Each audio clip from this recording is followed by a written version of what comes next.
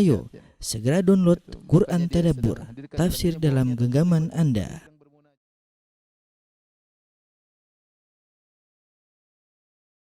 Bismillahirrahmanirrahim. Assalamualaikum warahmatullahi wabarakatuh.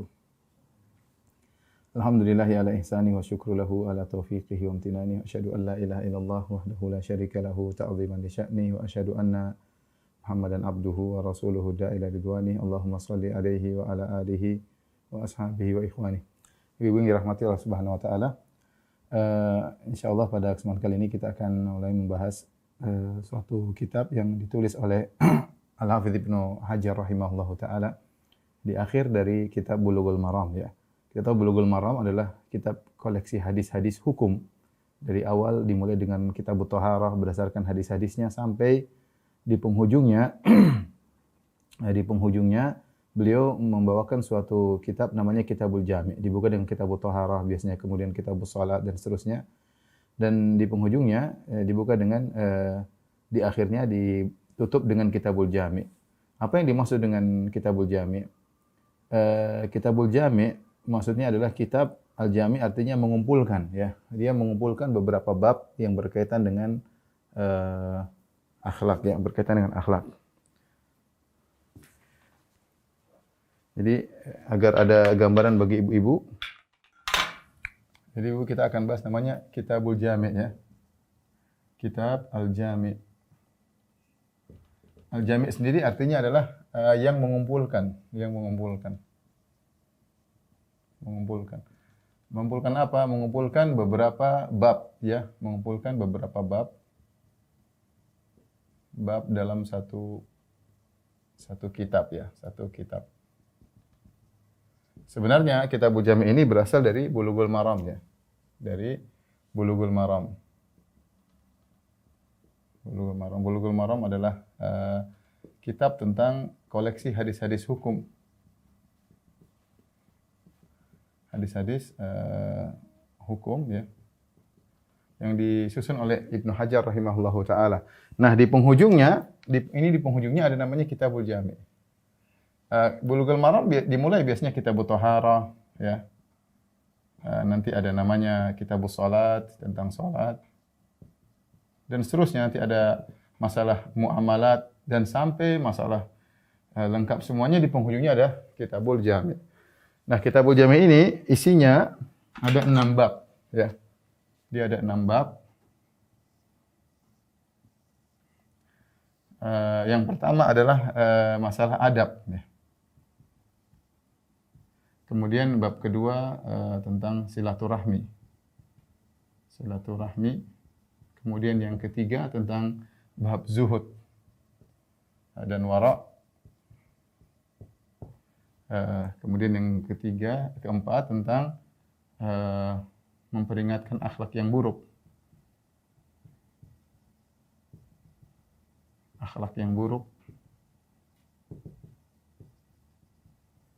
Kemudian yang selanjutnya yang kelima memotivasi akhlak yang baik. Akhlak yang baik. Yang terakhir baru tentang zikir dan doa. Ya. Inilah 6 bab yang insyaallah akan kita bahas ya. 1, 2, 3, 4, 5, 6. Dan kalau kita lihat rata-rata isinya berkaitan dengan akhlak dan amal saleh ya. Kalau kita boleh ringkaskan ini berarti tentang apa? Tentang akhlak ya, adab, amal saleh. Jadi dan ini menakjubkan. Kenapa Ibu dirahmati Allah Subhanahu wa taala? Karena ini Kitabul Jami' ini terdapat dalam kitab Bulughul Maram. Yang saya katakan tadi, Bulughul Maram adalah koleksi hadis-hadis hukum. Nah, kenapa Ibnu Hajar rahimahullahu taala memasukkan pembahasan ini di penghujung kitab Bulughul Maram yang merupakan kitab-kitab tentang hadis-hadis hukum. Wallahu a'lam bishawab ya. Sepertinya Al-Imam Ibnu Hajar rahimahullahu taala ingin mengingatkan kepada kita bahwasanya jika Anda sudah menguasai seluruh masalah-masalah fikih dari kitab Thaharah, kemudian kitab Shalat, nanti kitab tentang puasa, tentang haji, tentang muamalah, tentang hudud, tentang masalah-masalah Islami, ya masalah-masalah keislaman yang termaktub dalam buku-buku fikih. Jika engkau sudah menguasai ini semua, maka jangan lupa tentang masalah adab. Ya. Jadi ini isyarat bahwasanya sebagian orang ketika memiliki ilmu yang mumpuni, terkadang mereka lupa dengan adab, bahkan terkadang tertimpa dengan penyakit gurur, ujub, sombong, angkuh dan yang lainnya. Maka Ibnu Hajar ingin memperingatkan bahwasanya ilmu yang kau dapatkan janganlah menjadikan engkau lupa diri, lupa daratan, menjadikan engkau sombong dan angkuh. Maka ingatlah tentang hal-hal ini, belajarlah adab, silaturahmi, zuhud dan wara, hati-hati dengan akhlak yang buruk, lakukanlah akhlak yang baik dan jangan lupa zikir dan doa. Inilah kira-kira pembahasan tentang Kitabul Jami', ya.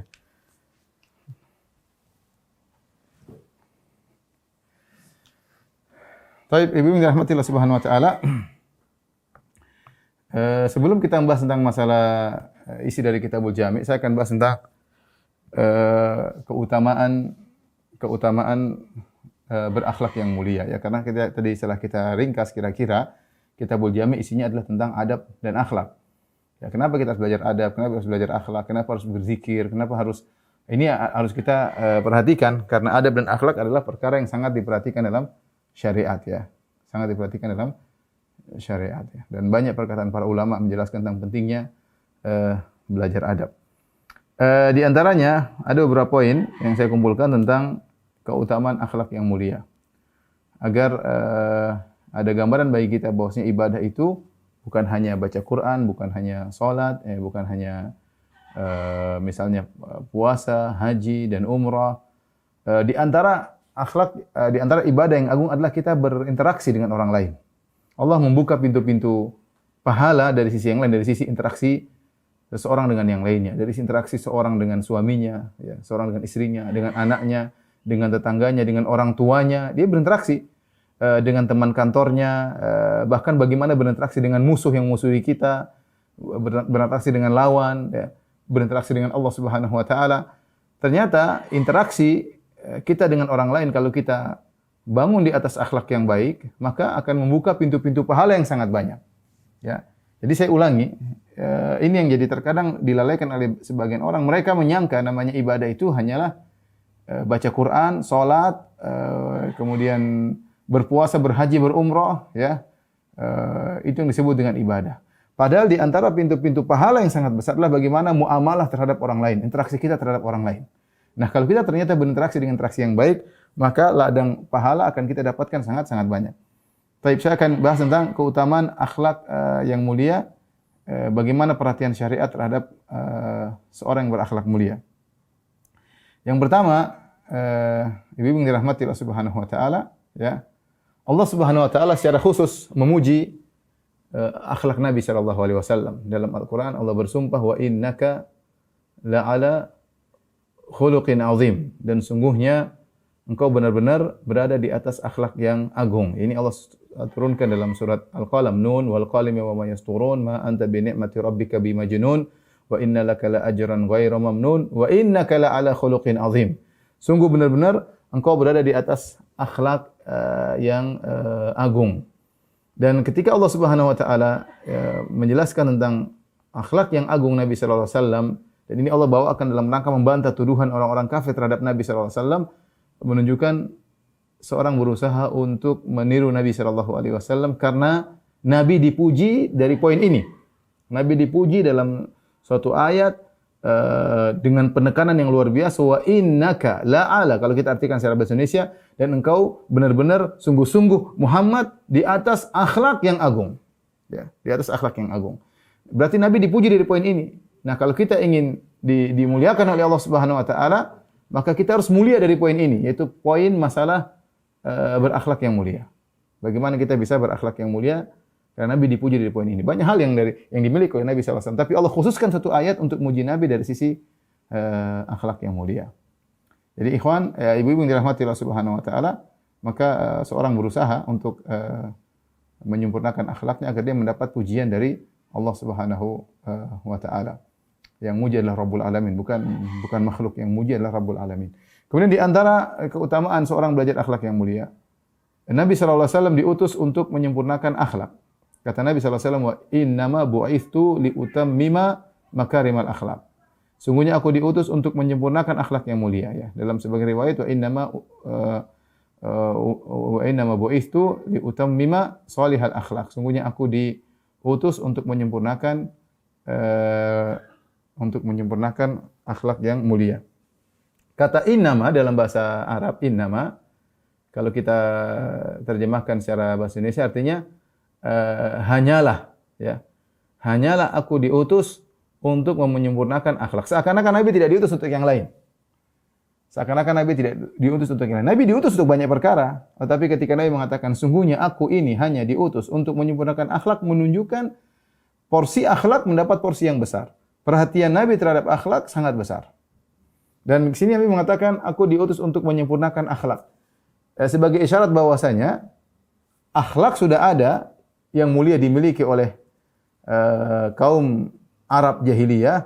Mereka sudah memiliki akhlak yang baik. Di antara akhlak-akhlak yang buruk, mereka memiliki akhlak yang baik seperti kejujuran, seperti setia kawan, ya, seperti memuliakan tamu. Nah, Nabi diutus untuk semakin menyempurnakan, akhlak-akhlak tersebut. Makanya kita kalau mau jujur, kita akan dapati bahwasanya hadis-hadis berkaitan tentang akhlak sangat banyak.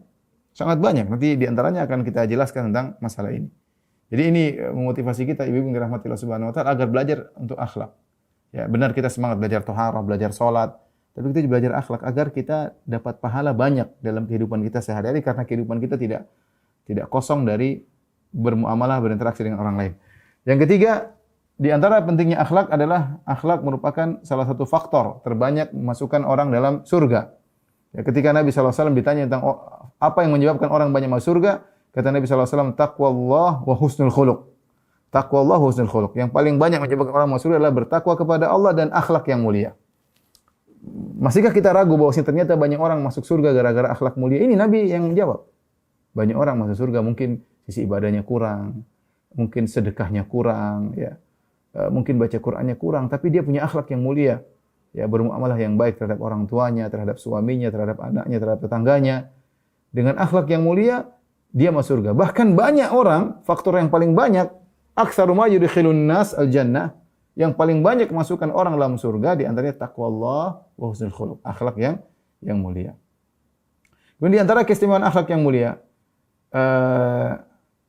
Nabi SAW menjadikan akhlak mulia merupakan barometer keimanan seseorang. Ya, kalau mau tahu tingkat iman seseorang, lihat akhlaknya. Ya, meskipun mungkin dia bolehlah ilmunya tinggi, hafalannya banyak, bolehlah pakaiannya masya Allah ya, sesuai dengan sunnah, bolehlah dia selalu baca Quran. Tapi kalau akhlaknya bobrok, ini imannya nggak beres berarti. Yang menjadikan barometer keimanan adalah akhlak siapa? Adalah Nabi SAW. Kata Nabi SAW, akmalul mu'minina imanan ahsanuhum khuluqa. Sungguhnya yang paling sempurna imannya adalah yang paling baik akhlaknya. Wa khiyarukum linisa'ihim. Dan sebaik-baik kalian yang paling terbaik bagi istrinya. Lihat di sini, ya, Nabi menjadikan barometer keimanan dengan akhlak. Jadi ibu-ibu kalau mau tahu bagaimana iman ibu-ibu, di antara barometernya lihat akhlak ibu-ibu. Apakah orang betah ngobrol dengan saya? Apakah suami saya betah dengan saya? Ya. Apakah anak-anak nyaman dengan saya? Apakah anak nyaman dengan saya? Ya ini diperhatikan ya. Kalau ternyata suami nyaman dengan saya, tetangga nyaman, teman-teman juga nyaman, anak juga nyaman, berarti ibu berakhlak mulia. Bisa jadi ini merupakan pertanda ibu-ibu memiliki iman yang tinggi ya. Tentu syaratnya dia berakhlak mulia karena Allah Subhanahu wa taala. Kenapa? Karena Nabi yang menjadikan barometer tersebut. Kata Nabi, akmalul mu'minina imanan ahsanuhum khuluqa. Yang paling sempurna imannya adalah yang paling baik akhlaknya, ya. Kemudian juga di antara keistimewaan akhlak yaitu kecintaan Nabi semakin besar kepada orang yang paling baik akhlaknya. Kecintaan Nabi semakin besar kepada orang yang paling baik akhlaknya. Kata Nabi sallallahu alaihi wasallam, "Inna ahabbakum ilayya ahsanukum akhlaqa." Orang yang paling aku cintai di antara kalian yang paling baik akhlaknya. Al-muwatti'una aknafan alladzina ya'lafun wa yu'lafun, yaitu orang-orang yang membentangkan aknafan, yaitu tangannya, alladzina ya'lafun wa yu'lafun, yaitu orang-orang yang mudah bergaul dan mudah untuk diajak bergaul. orang seperti ini dicintai oleh Allah Subhanahu wa taala, dicintai oleh Nabi sallallahu alaihi wasallam. Saya ulangi. Kata Nabi sallallahu alaihi wasallam, "Inna ahabbakum ilayya ahasinukum akhlaqa." Orang yang paling aku cintai di antara kalian yang paling baik akhlaknya. Siapa mereka yang paling baik akhlaknya? Ini al-muwatti'un aknafan. Itu mudah membentangkan tangannya, mudah bergaul sama siapa saja. Dia enak ngobrol sama kawannya, dia enak ngobrol sama anak buahnya, sama pembantunya, sama majikannya. Dia bisa membawa diri. Maksudnya orang pandai membawa diri ya.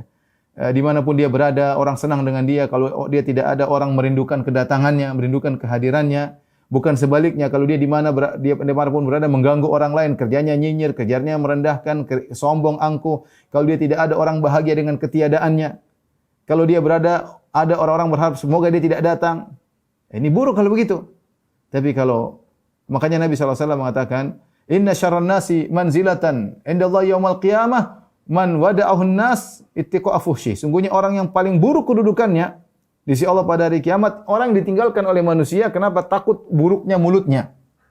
Ya, sebagian ibu-ibu seperti itu, mungkin mulutnya ember ya, mulutnya gayung ya, suka nyinyir, suka merendahkan orang lain, suka buka rahasia orang, suka gibah orang lain. Sehingga dia tidak disukai oleh orang, ditinggalin. Setiap ketemu nyinyir, setiap ini singgung. Enggak punya adab dalam menegur, enggak punya adab dalam berbicara, nampak keangkuhannya, orang enggak suka sama dia. Ini orang yang paling buruk kedudukannya di sisi Allah Subhanahu wa taala pada hari kiamat kelak. Mungkin sekarang di dunia kedudukannya tinggi karena dia memiliki harta, mungkin dia, tapi di akhirat dia paling rendah di sisi Allah Subhanahu wa taala. Lihat di sini Rasulullah memberikan perbandingan. Ya. Yang paling dicintai oleh Nabi adalah yang paling berakhlak mulia. Yang ya'lafun wa yu'lafun. Mudah bergaul dan mudah untuk diajak bergaul. Gampang orangnya, mudah. Ya. Subhanallah, ibu-ibu, ada sebagian orang, Masya Allah, ya, kita kalau bicara laki-laki, ada sebagian orang mungkin badannya gemuk, beratnya mungkin luar biasa. Tapi kalau kita ngobrol sama dia, kelihatannya ringan banget orang ini. Padahal badannya berat banget. Tapi kalau udah ngobrol sama dia, mulai dia bicara, senyumannya, manisnya, kayak ini orang ringan banget. Hatinya, Masya Allah, tidak ada nampak kesombongan sedikit pun, tidak ada mengangkat dirinya sama sekali. Kita ngobrol sama dia nyaman. Sebaliknya ada kita ketemu orang kurus krempeng, tapi kita duduk dekat dia, seakan-akan dia batu yang akan menimpa kita. Batu sebesar gunung akan menimpa kita. Kenapa? Ngomongnya pedis, nyelekit, ceplos-ceplos, menyakiti hati, suka nyinyir, lengkap sudah pada dirinya. Padahal badannya kurus krempeng. Orang enggak suka sama dia. Yang satunya imannya bagus, dicintai oleh Nabi SAW. Yang satunya akhlaknya buruk, berarti imannya buruk. Kedudukannya sangat buruk di sisi Allah Subhanahu wa taala pada hari kiamat kelak. Oleh karena ketika ada seorang datang ketemu dengan Nabi, orang tersebut melihat karismatik Nabi, ya, sehingga dia gemetar di hadapan Nabi SAW. Mau ngobrol, Nabi mengatakan, "Hawin ala nafsik, tenangkan dirimu. Innama ana lastu fa inni lastu bimalik." Saya bukan raja, enggak usah seperti itu. "Innama ana ibnu imra'atin ta'kulu al-qadid." Aku ini hanyalah seorang putra dari seorang wanita yang tinggal di Mekah yang juga makan al-qadid, daging yang dikeringkan. Seakan-akan Nabi berkata, tenang. Kalau kita bahasa kita, santai aja. Jangan begitu sama saya. Saya ini sama dengan yang lainnya, sama-sama makan ikan asin, gampangnya demikian. Kita sama-sama makan nasi. Ya. Jadi orang senang di samping Nabi SAW. Orang betah di samping Nabi SAW. Nah, kita ingin seperti itu. Kalau keberadaan kita membawa berkah, orang senang dengan keberadaan kita. Orang rindu berbicara dengan kita. Orang kangen telepon dengan kita. Bukan sebaliknya. Kalau kita datang bikin onar, bikin kacau. Kalau ada di grup bikin masalah. Ada ibu itu pasti bikin masalah ibu itu. Itu dari mana tinggalnya? Di Brisbane. Waduh bikin masalah itu. Keluarkan. Jadi jangan sampai kita jadi seperti itu. Dimanapun kita berada kita bikin kacau. Nah, terkadang kita nggak sadar kalau kita seperti itu. Butuh orang-orang yang nyadarin kita. Mbak, jangan begitu dong mbak. Bu, jangan begitu. Hati-hati. Ketika kita suka seperti itu, ya, akhirnya kita menjadi orang terburuk, dijauhi oleh orang-orang kedudukannya paling buruk di sisi Allah Subhanahu wa taala pada hari kiamat, ya. Dan dibenci oleh manusia. Kemudian juga di antara keutamaan akhlak yang mulia adalah orang yang paling berakhlak mulia surganya paling tinggi.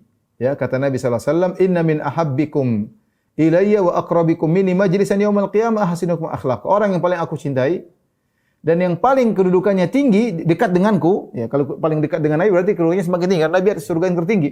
Kata Nabi, "Wa aqrabikum minni majlisan." Yang paling dekat denganku pada hari kiamat kelak kedudukannya ahsinukum akhlaq, orang yang paling baik akhlaknya. Menakjubkan ikhwan, ada seorang yang mungkin ibadahnya kurang tapi dia akhlaknya mulia, ternyata dia meraih kedudukan yang tinggi sampai dekat dengan Nabi sallallahu alaihi wasallam, ya. Kemudian di antara keistimewaan akhlak yang mulia, ya, bahwasanya akhlak yang mulia mudah dilakukan kepada banyak orang. Mudah. Orang kalau murah senyum, dia murah senyum sama siapa saja, mudah. Kalau dia bertutur kata yang lembut, dia mudah bertutur kata lembut kepada siapa saja. Beda dengan harta. Kita kalau berbuat baik kepada orang ini dengan harta, harta terbatas. Maka dalam hadis kata Nabi sallallahu alaihi wasallam, "Innakum lan tasa'un nasa bi amwalikum, walakin yasa'uhum minkum bastul wajhi wa husnul khuluq." Kalian tidak akan bisa meliputi manusia dengan harta kalian. Kita punya duit berapa? Taruh 1 miliar. Kita mau bagi orang berapa sih? Satu orang 1 juta, 1.000 orang doang. Kita mau ke 1 orang 500 orang, berarti kita cuma bagi 2.000 orang. Ya. Akan habis duit kita, dan siapa juga mau menyumbang 1 miliar? Kita punya yang 10 juta, mau bagi-bagi cepat habis. Kita tidak mampu menguasai manusia dengan harta kita kurang. Tapi kalau dengan akhlak mulia bisa. Kita ketemu 100 orang kalau kita murah senyum, mudah. Kita mau ke 5.000 orang kalau kita murah senyum, mudah. Kita bertutur kata dimanapun dengan kata-kata yang lembut, semua orang, kita bisa dapat pahala dari banyak orang. Beda dengan harta, pahala kita terbatas. Perhatikan di sini, ini di antara keistimewaan akhlak yang mulia. Kita punya harta, pahala kita terbatas. Kita bisa berinteraksi dengan harta kita berapa orang sih? Taruhlah 10 juta, saya punya ingin sedekah 10 juta. Berapa? 1 orang taruhlah 200.000, ya paling berapa? Terbatas. Setelah itu, duit kita habis. Tapi kalau akhlak mulia, tutur kata yang baik, senyuman yang indah, tidak merendahkan orang lain, menghargai orang lain, kita bisa lakukan sama 1 juta orang. Siapapun yang kita ketemu, kita bisa dapat pahala. Setiap kita berinteraksi, kita dapat pahala. Di antara keistimewaan akhlak yang mulia, bisa meraih pahala dari banyak sisi. Ya, beda dengan duit habis. Ya, makanya Nabi mengatakan, "Innakum lan tasa'un nasa bi amwalikum." Kalian tidak bisa meliputi hati manusia dengan harta kalian. Walakin yasa'uhum minkum bastul wajhi, tapi dengan senyuman wajah, senyuman dari wajahmu bisa meliputi mereka. Wa husnul khuluq, dan akhlak yang mulia. Subhanallah. Murah senyum, apa susahnya? Ada orang susah sekali senyum, kayaknya senyumnya mahal ya. Mau dibayar dulu baru senyum. Tinggal buka gigi sebentar, apa susahnya? Ibu-ibu juga begitu. Jangan susah untuk senyum. Baik. Kemudian yang ke-8, akhlak mulia mudah mendatangkan pahala dari waktu yang lama ya. Saya kasih gambaran begini, maksudnya gini. Saya kalau baca Quran, ya taruhlah saya baca Quran setengah jam atau 15 menit. Saya kalau sholat, misalnya taruhlah sholat sunnah atau sholat malam, taruhlah 20 menit, setengah jam atau 1 jam, oke lah. Setelah itu capek sudah. Pahala sudah selesai. Baca Quran selesai pahala. Tapi lihat akhlak yang mulia. Betapa banyak waktu kita gunakan interaksi dengan manusia lain. Misalnya seorang lelaki kerja di kantor. Di kantor dia akan berinteraksi dengan siapa? Dengan teman-teman kerjanya, dengan bosnya, dengan office boy, dengan banyak diinteraksi. Kalau ternyata dia punya akhlak yang mulia, selama dia berinteraksi mungkin 2 jam, 3 jam, 8 jam di kantor, pahala ngalir terus. Argo pahala ngalir terus. Kenapa? Dia sudah meraih pahala, dia sudah memiliki akhlak yang mulia. Dan akhlak mulia itu pahalanya, bagaimana cara mendapat pahala dari akhlak mulia? Dengan berinteraksi. Dia berinteraksi dengan orang depan dia, berinteraksi dengan orang yang samping dia, berinteraksi dengan office boy, berinteraksi dengan teman kerjanya, berinteraksi dengan atasannya. Selama 8 jam dia kerja, dia dapat pahala. Ya. Kemudian kalau dia pulang mungkin diantar sama supirnya. Berinteraksi dengan supirnya nungguin, dia mengerti tentang letihnya supirnya. Kalau supirnya salah ditegur dengan baik, ini semua ada pahalanya. Kenapa? Dia berakhlak mulia terhadap supirnya, tidak mengatakan ente brengsek, ente kurang ajar, ente bangsat, ente bego, enggak. Dia jaga lisannya. Karena dia tahu ini manusia. Dia punya hak untuk diinteraksi dengan cara yang baik. Maka selama dia di perjalanan dengan supirnya dapat pahala. Nanti pulang ke rumah ketemu istrinya juga dapat pahala. Senyum ketemu istrinya, senyum ketemu anaknya dipeluk, istrinya dicium keningnya. Luar biasa. Kemudian dia ngobrol sebentar sama istrinya, bercanda. Itu bukan pahala, itu pahala, ibu-ibu. Jangan disangka itu enggak ada pahalanya, itu pahala. Jangan bayangkan baca Quran cuma pahala. Pahala cuma baca Quran, cuma sholat. Interaksi kita dengan orang lain, maka itu adalah membawakan akhlak yang mulia. Makanya Syekh Sa'di rahimahullah punya pernyataan yang indah. Dia mengatakan bahwasanya akhlak yang mulia itu mencakup waktu yang sangat panjang. Dan kita terus terang, waktu kita kebanyakan interaksi. Ibu-ibu coba, apa interaksi ibu? Ibu interaksi di rumah mungkin dengan pembantu, di rumah ngurusi suami, ngurusi anak-anak, kadang telepon orang tua, kadang kontak dengan pembantu, kadang interaksi di WhatsApp. Ini semua interaksi kan? Nah, kalau ibu bisa berakhlak yang mulia, menjaga tutur kata yang baik, akhlak yang mulia, murah senyum dan yang lainnya, maka selama ibu berinteraksi pahala ngalir terus. Inilah rahasia kenapa Pak akhlak mulia pahalanya sangat besar. Sebab masuk surga. Sebab dicintai oleh Nabi SAW. Sebab dekat dengan Nabi pada hari kiamat kelak. Ya, dan lain halnya. Kenapa? Karena dia mendatangkan pahala yang sangat banyak ya.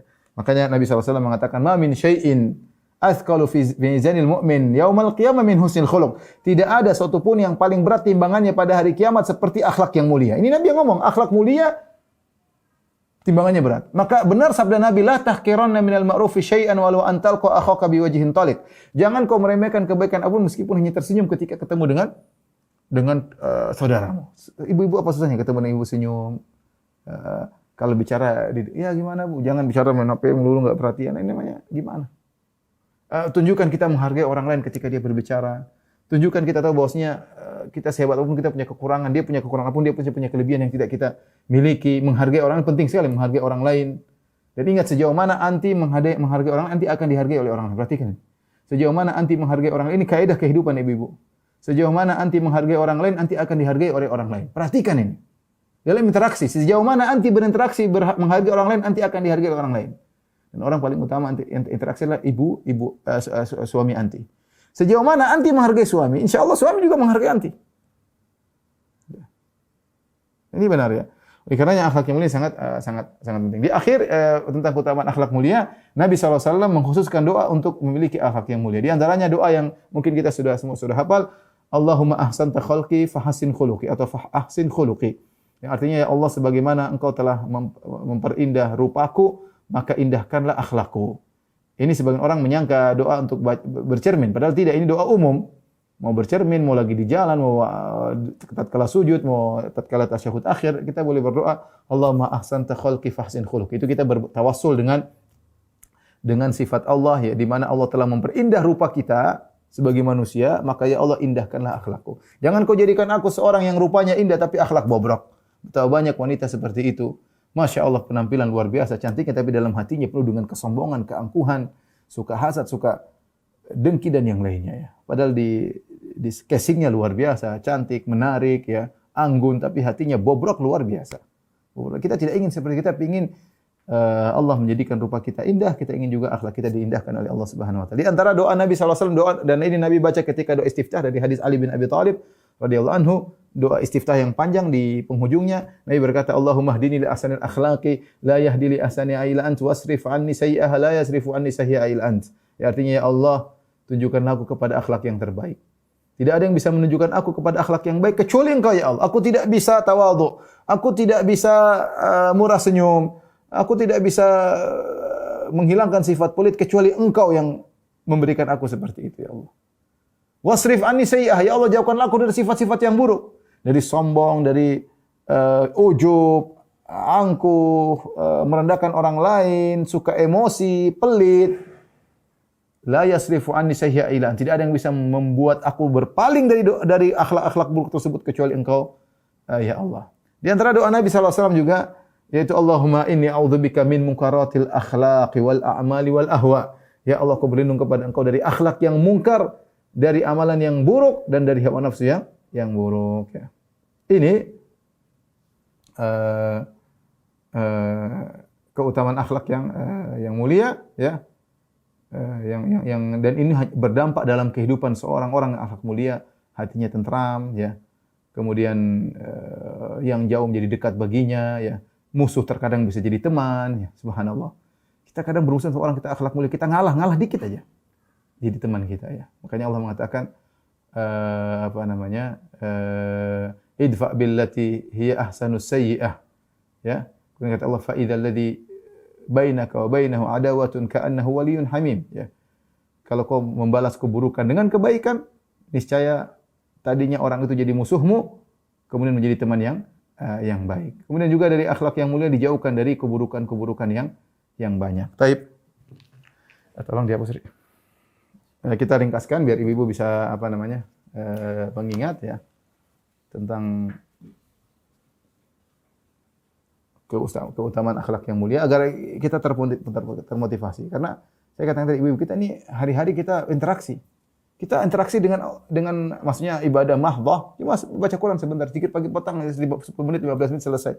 Salat subuh 10 menit selesai, zikir setelah itu, zikir pagi petang, setelah itu kita interaksi dengan manusia. Kita dengan suami, dengan anak, dengan teman-teman di grup, dengan penjual, dengan pembeli. Kalau kita berakhlak mulia, ya, pahala jalan terus. Ya. Jadi saya akan ringkaskan, tidak semua tapi sebagian ya, keutamaan akhlak mulia.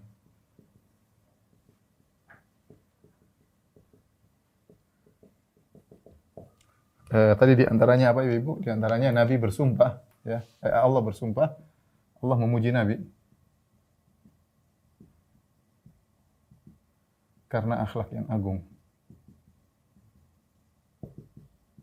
Nah, kalau Anda ingin dipuji oleh Allah, berakhlak yang mulia, ingin dipuji oleh Allah. Meskipun Anda akan dipuji, Allah akan dipuji oleh manusia. Jangan cari pujian manusia, berakhlak mulia. Akhlak mulia harus ikhlas karena Allah. Jangan kita murah senyum karena ingin dipuji manusia. Jangan kita rajin bersedekah karena ingin dipuji oleh manusia. Jangan kita tawadu karena ingin dipuji manusia. Kita ingin dipuji oleh Allah, bukan dipuji oleh manusia. Tetapi kalau kita tulus dalam berakhlak mulia, Allah memuji kita dan manusia juga akan memuji kita. Di antaranya Allah memuji Nabi karena akhlak yang agung. Yang kedua, Nabi SAW diutus untuk memperbaiki akhlak. Memperbaiki akhlak. Kemudian di antara tadi sudah kita sebutkan bahwasanya keutamaan akhlak yang mulia, yaitu bahwasanya surga semakin tinggi dengan akhlak yang mulia. Ya. Kemudian di antara juga bahwasanya yang paling dicintai oleh Nabi sallallahu alaihi wasallam, yang paling mulia akhlaknya.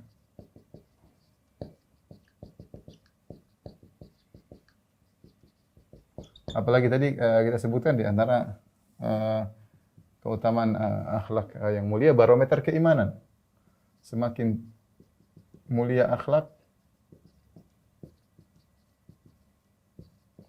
semakin tinggi keimanan.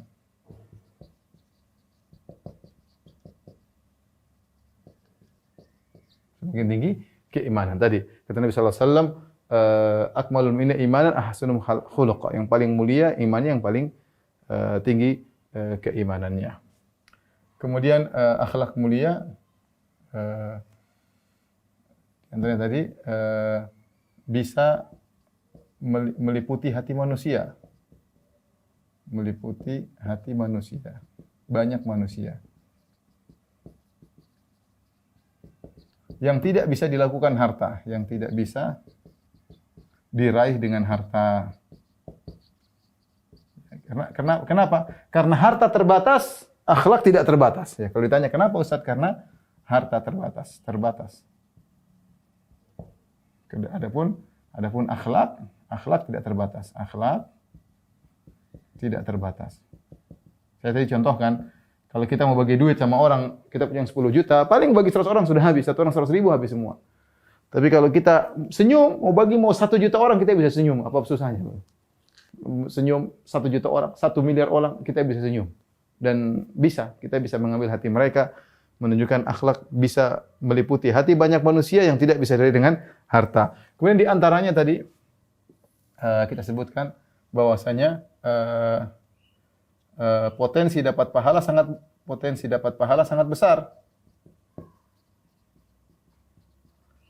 Sangat besar. Kenapa ibu-ibu yang dirahmati Allah Subhanahu wa taala? Karena waktu kita untuk interaksi dengan orang lain sangat banyak ya. Tadi sudah saya sebutkan, seorang wanita di rumah interaksi sama siapa? Interaksi sama suaminya, interaksi sama bantunya, interaksi sama anaknya, interaksi sama tetangganya, interaksi sama grup WhatsApp-nya, interaksi sama guru anak-anak ya. Kalau seorang akhlak mulia, dia berusaha berjuang untuk mencapai akhlak yang mulia. Begitu dia mencapai titik akhlak mulia, argo pahala jalan terus. Berinteraksi sama pembantunya dapat pahala. Berinteraksi sama supirnya dia dapat pahala. Apalagi sama suaminya. Dia servis suaminya dengan sebaik-baiknya. Ya, dia menghargai, dia menservis anak-anaknya, dia layani anak dengan baiknya. Maka inilah yang membedakan antara ibadah-ibadah lain. Kalau ibadah lain kita baca Quran cuma sebentar, sholat mungkin sebentar, akhlak argo pahala jalan terus. Ya, karenanya argo pahala jalan terus.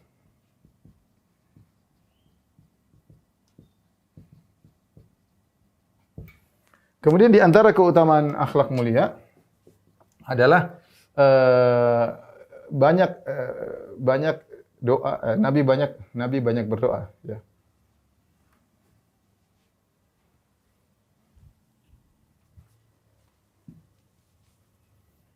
Nabi SAW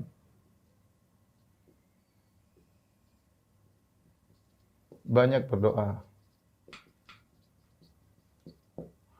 Minta akhlak yang mulia, minta dianugerahi akhlak mulia. Yang kedua, minta dilindungi dari akhlak yang buruk.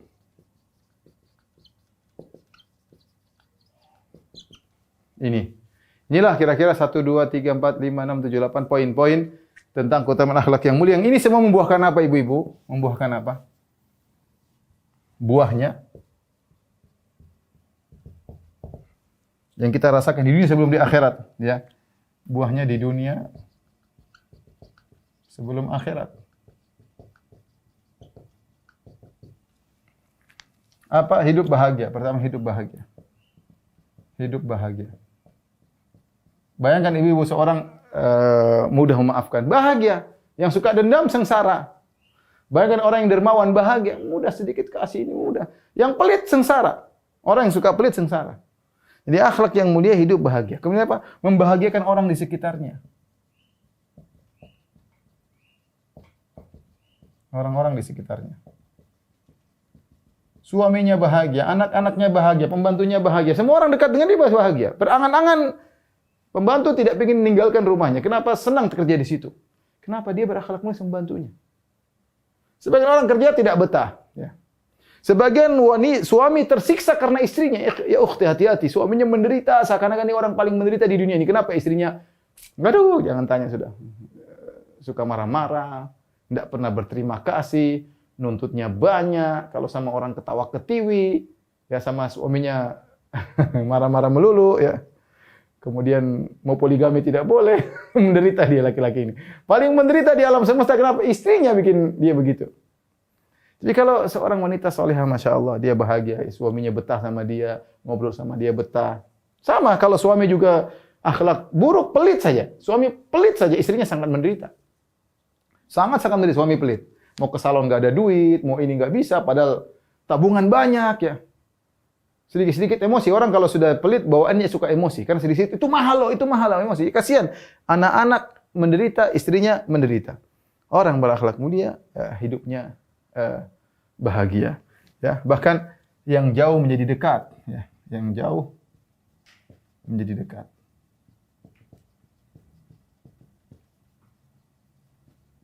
Kita belum bicara lagi kalau di akhirat. Ya. Jadi ini di antara hal-hal yang menurut saya penting bagi ibu-ibu, ya, untuk kita sama-sama belajar, karena kita sekarang sedang belajar Kitabul Jami, maka kita harus motivasi diri kita untuk bisa memiliki akhlak yang mulia.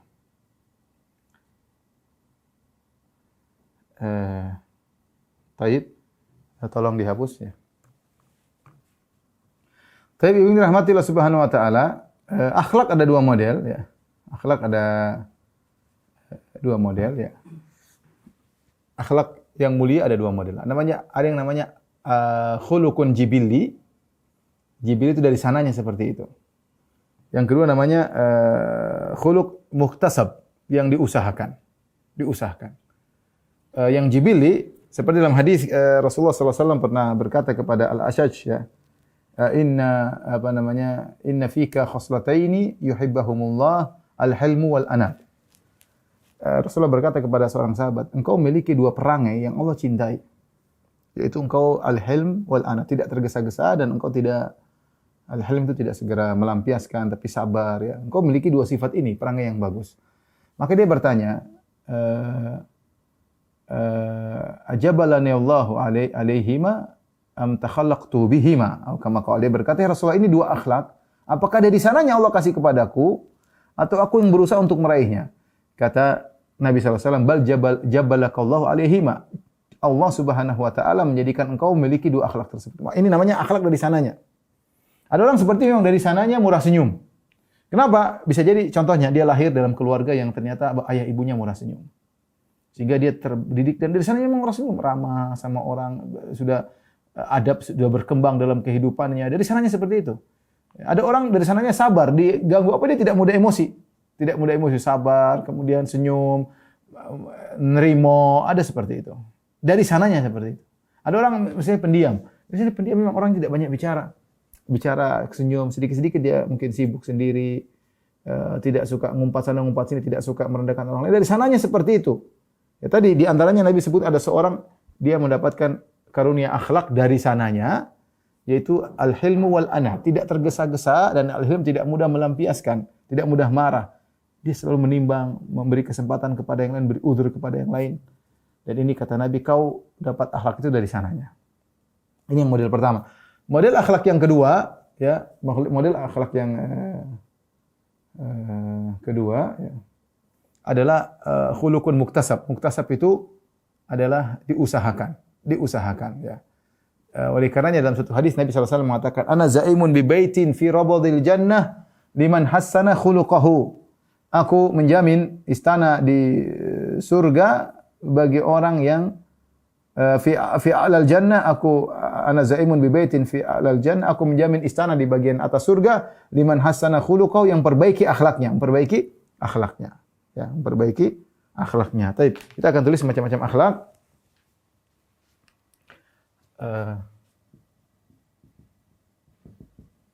Akhlak mulia. Ini sudah kita singgung, ada dua, yang jibilli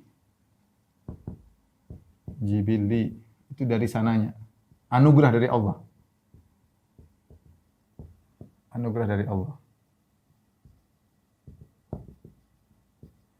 Yang kedua namanya muktasab, khuluqun muktasabun, yaitu diusahakan.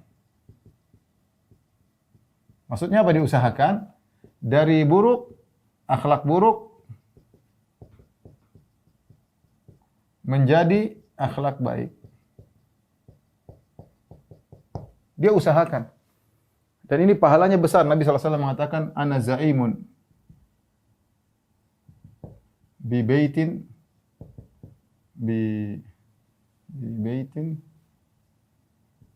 fi a'lal jannah liman hassana khuluquhu. Dalam riwayat hasuna khuluquhu. Aku jamin istana di surga bagi orang memperbaiki akhlaknya. Aku jamin istana di atas surga bagi yang memperindah akhlaknya.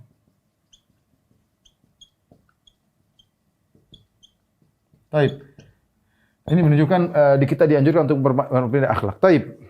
Jika timbul pertanyaan ibu yang dirahmati Allah, mana yang lebih baik? Apakah jibilli, akhlak dari sini baik, atau muktasab, diusahakan? Maka ada dua pendapat di kalangan para ulama. Mana akhlak yang baik, jibilli atau muktasab?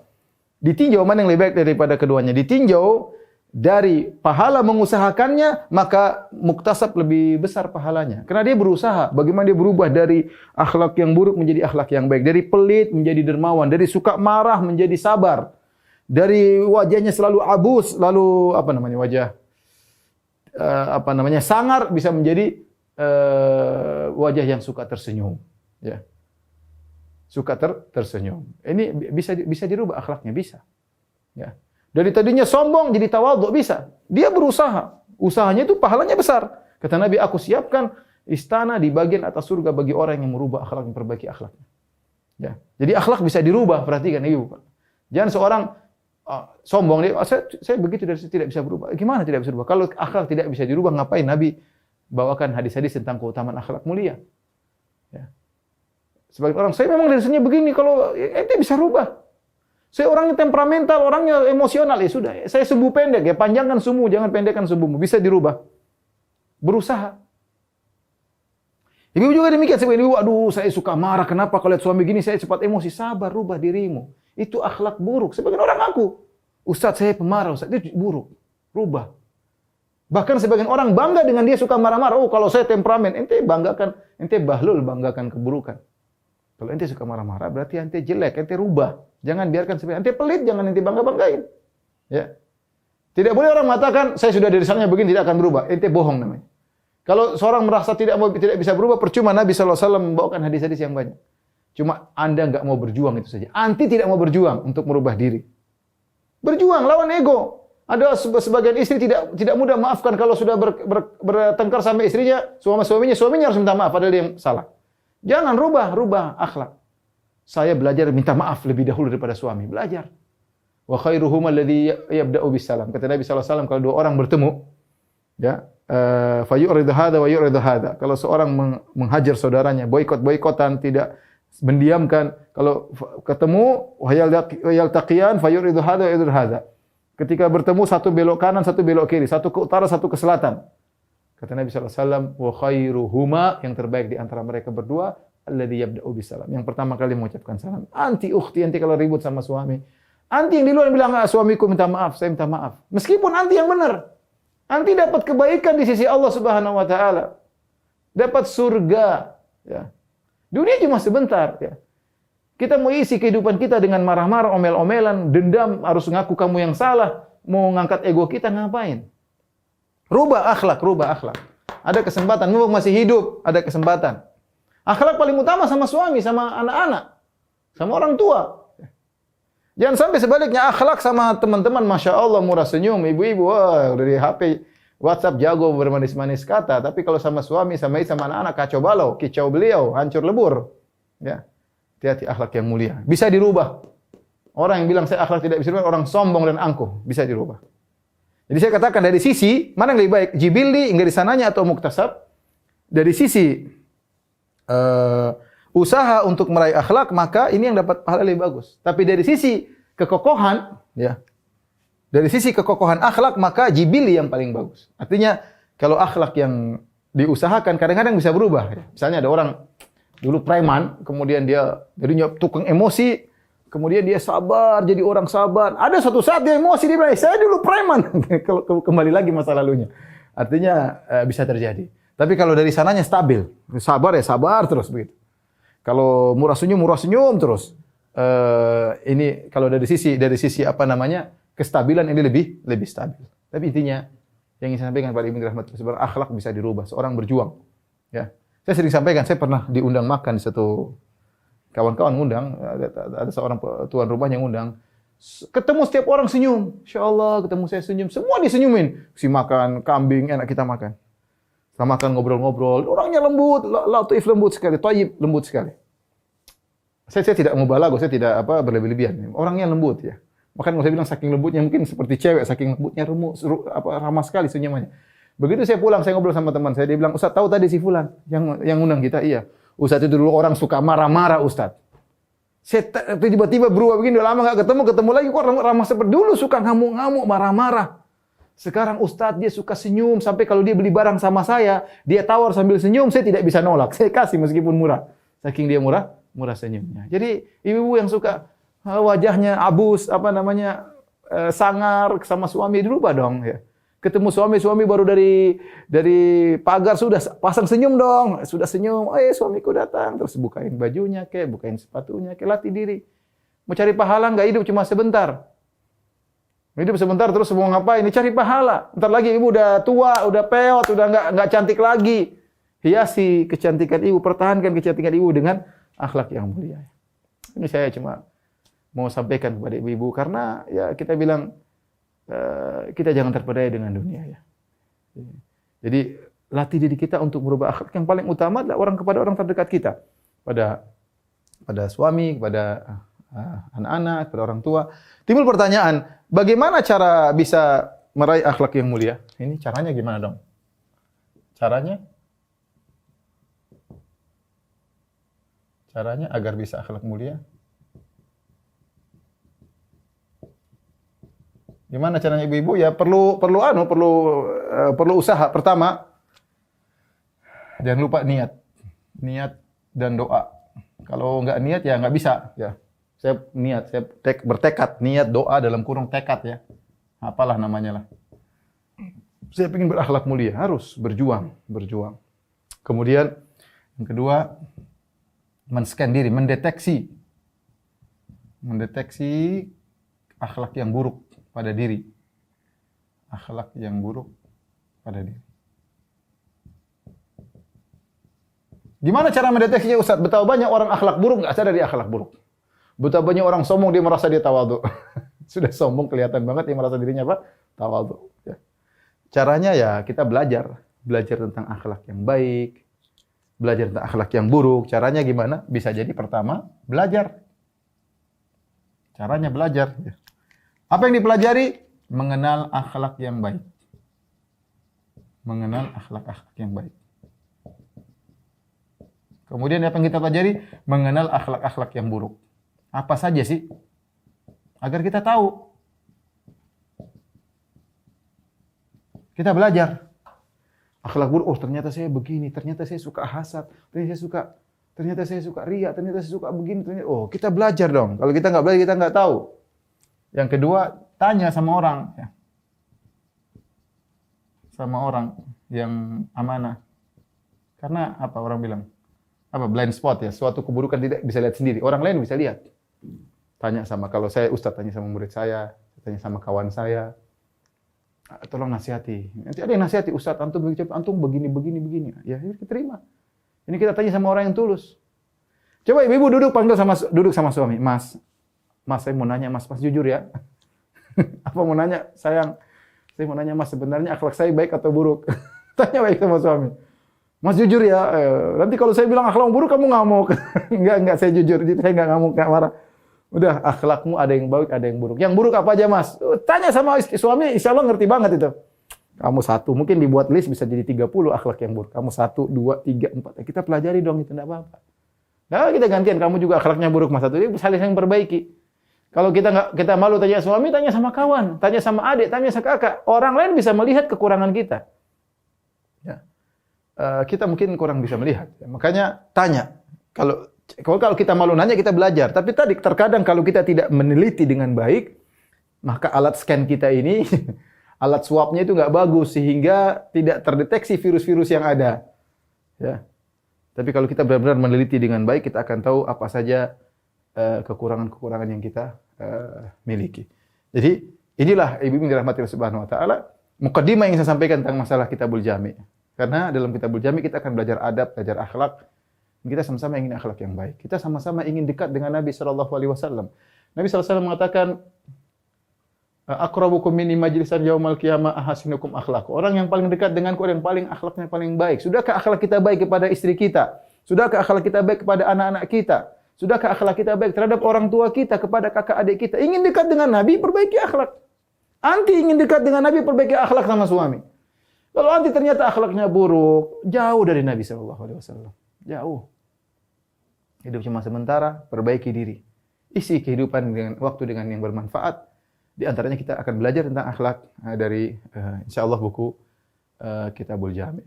Baik, demikian saja ibu-ibu kajian kita di Ibu Resben. Insyaallah kita lanjutkan pada kesempatan yang lain. Kurang lebihnya saya mohon maaf. Kita lanjutkan insyaallah pada syarah Kitabul Jami. Ibu kalau punya Kitabul Bulughul Maram bisa bawa Bulughul Maram di jilid terakhir atau bagian terakhir itu tentang hadis-hadis berkaitan dengan akhlak, akan kita bahas insyaallah satu hadis demi hadis ya. Wallahu ta'ala bisawab. Subhanakallah bihamdik asyhadu an la ilaha illa anta astaghfiruka wa atubu ilaik. Assalamualaikum warahmatullahi wabarakatuh.